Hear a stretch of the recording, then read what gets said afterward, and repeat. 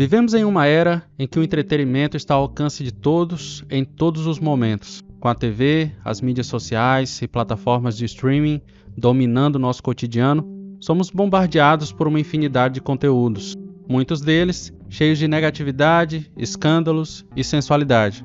A exposição a conteúdos obscenos, pornografia e valores distorcidos se tornou comum, afetando profundamente a mente e o coração das pessoas. A linha entre diversão saudável e o abuso dos meios de comunicação muitas vezes se apaga, permitindo que o entretenimento ocupe um espaço perigoso em nossas vidas, afastando-nos do propósito de glorificar a Deus. Como cristãos, precisamos avaliar como essas formas de distração impactam nossa espiritualidade e nossa caminhada com Cristo, buscando sabedoria para discernir o que consome nosso tempo e molda os nossos valores. Você já parou para pensar como tem usado o seu tempo de lazer? Será que ele reflete o propósito de glorificar a Deus?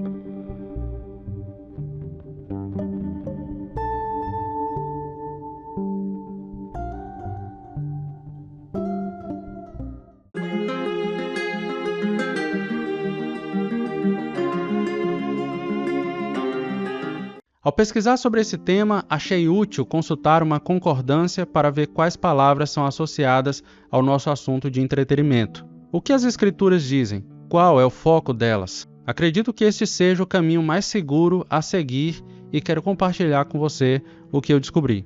Vivemos em uma época em que o acesso a uma variedade infinita de conteúdos está a um clique de distância. E muitos desses conteúdos carregam mensagens que podem distorcer nossos valores, influenciar negativamente nossa caminhada espiritual. Ter discernimento significa saber identificar o que edifica e o que pode nos afastar de Deus. Nem tudo o que é popular ou amplamente aceito pela sociedade é bom para o cristão.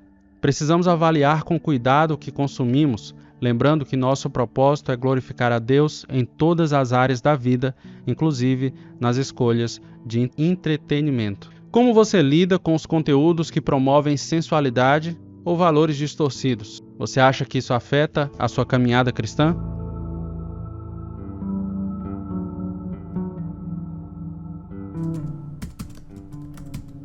A palavra entretenimento não aparece na Bíblia. Há uma menção ao verbo entreter, mas no contexto de hospitalidade, e nunca com o significado moderno de entretenimento. A palavra diversão também não é usada nas Escrituras. Expressões como jogos ou brincadeiras aparecem algumas vezes, mas geralmente associadas a comportamentos problemáticos, como quando o povo de Israel, após banquetes, se levantava para dançar de maneira indecente, ou ainda quando as crianças de Israel brincavam nas ruas após o exílio.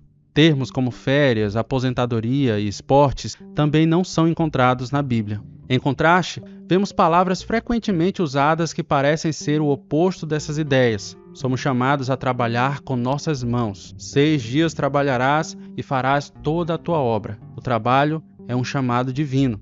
Termos como sobriedade e ser sóbrio aparecem com frequência. Devemos vigiar e ser sóbrios, e os líderes espirituais são instruídos a serem vigilantes e equilibrados. Tanto os mais velhos quanto os mais jovens são exortados a ter essa sobriedade. Além disso, palavras como luto, choro e lágrimas são temas recorrentes. Ao mesmo tempo, as Escrituras também falam de alegria.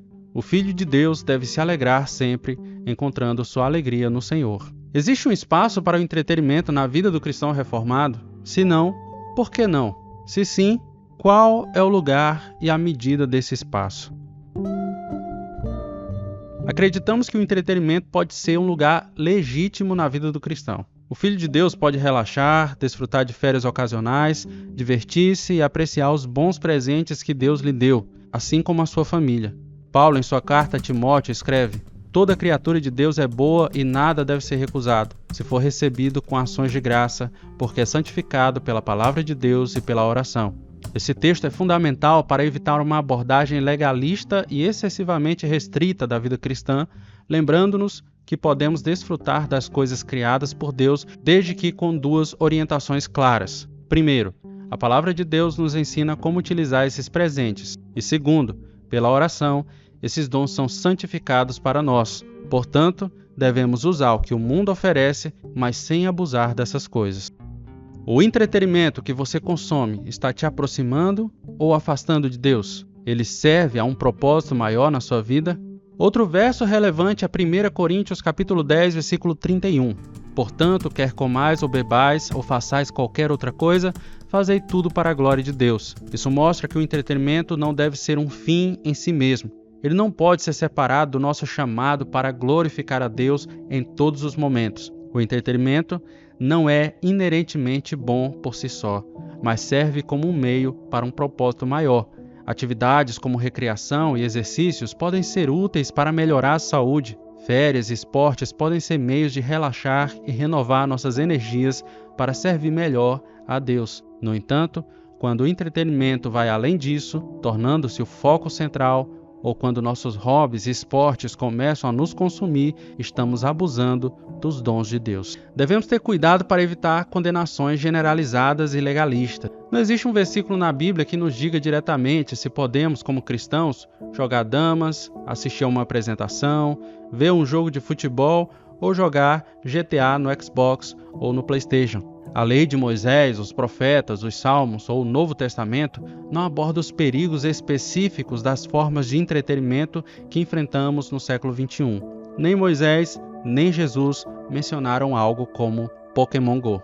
Diante disso, ao pensar nos perigos do entretenimento, precisamos usar sabedoria. Isso envolve entender alguns princípios bíblicos fundamentais e aplicá-los a questões que não são tratadas diretamente nas Escrituras. A Bíblia oferece passagens que fornecem princípios gerais úteis para considerarmos os potenciais perigos do entretenimento. Um dos princípios mais simples está na primeira epístola de Paulo aos Coríntios. Portanto, quer comais, quer bebais ou façais qualquer outra coisa, fazei tudo para a glória de Deus. A expressão outra coisa qualquer abrange o entretenimento. A conhecida primeira pergunta e resposta do breve catecismo de Westminster reforça esse princípio de forma memorável. Qual é o objetivo principal do homem? O objetivo principal do homem é glorificar a Deus e desfrutá-lo para sempre. Assim, uma das principais perguntas que devemos nos fazer sobre qualquer forma de entretenimento é se podemos aproveitá-la para a glória de Deus. Você vive com esse senso de pertencimento? E quanto à vida espiritual das pessoas? Será que sobra espaço para Deus em uma rotina tão preenchida pelas redes sociais? Tony Henke, escritor no Desiring God, em seu livro A Guerra dos Espetáculos, traz uma reflexão importante. Nas pequenas brechas de tempo em meu dia, com minha atenção limitada, estou mais pronto a conferir ou alimentar minhas redes sociais mais do que estou disposto a orar. Por causa da minha negligência, Deus fica cada vez mais distante da minha vida. Quantas vezes por dia você confere suas redes sociais? E quantas vezes dedica tempo para orar ou meditar na palavra de Deus? Esse talvez seja o ponto mais crítico dessa realidade e que merece nossa atenção, pois o esfriamento espiritual abre uma enorme brecha para a manifestação das obras da carne. Esse é o motivo pelo qual temos visto tantos cristãos sucumbindo e ministérios sendo abalados. Segundo uma matéria sobre o assunto, o uso excessivo das redes sociais pode levar a uma realidade ficcional. Segundo a matéria, nas redes, as pessoas buscam alterar virtualmente o que não consideram satisfatório na vida real. Em outra diz, redes sociais, como as mídias sociais exploram nossas fragilidades.